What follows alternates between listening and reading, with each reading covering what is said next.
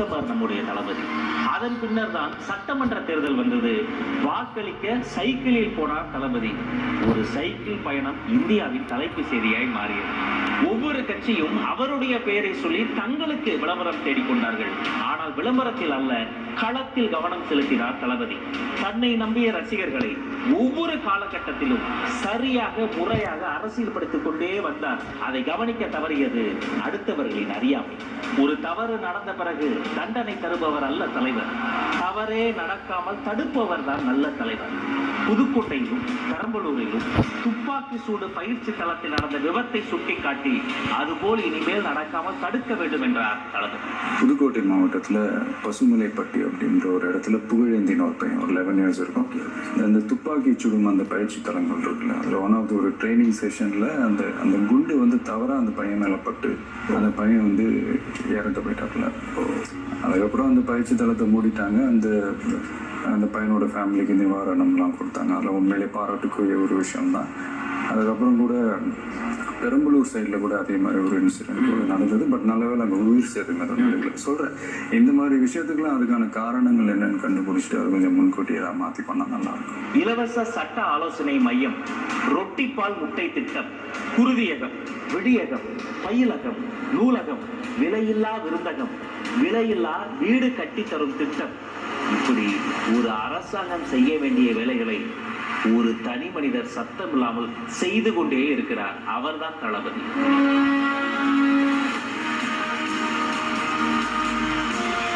மாணவர்களுக்கு கல்வி விருதுகள் கொடுப்பதற்காக உலகத்திலேயே ஒரு தலைவர் 14 மணி நேரம் தொடர்ச்சியாக நின்றார் என்றால் அதுதான் தளபதி. குழந்தைகளோடு குழந்தையாகவே மாறி போனார் தளபதி. நல்ல மதிப்பெண் வாங்கினா அவரை நேரில் பார்த்து தொட்டு பரிசு வாங்க முடியும் என்ற நம்பிக்கையை விதைத்தவர் தளபதி. அவர் யாரும் தலைவர் கிடையாது, எங்க அண்ணன், நம்ம அண்ணன், நம்ம தளபதி என்று குழந்தைகள் கொண்டாடினார்கள்.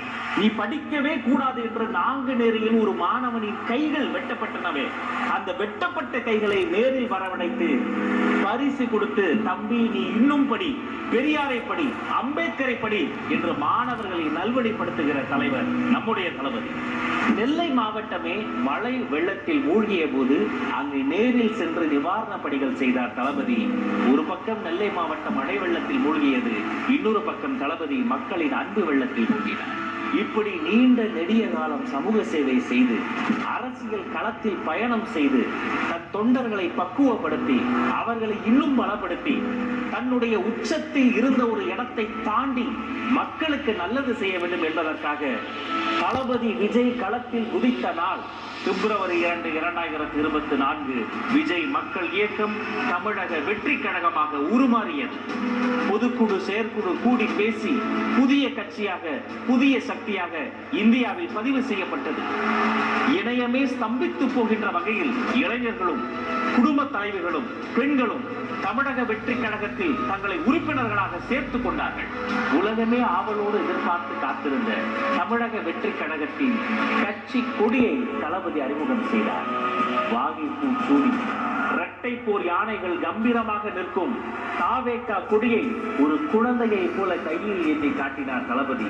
அந்த குழந்தைதான் வீதி தோறும், தமிழ்நாட்டின் வீடுகள் தோறும் பட்டொலி வீசி என்று பறந்து கொண்டிருக்கிறது.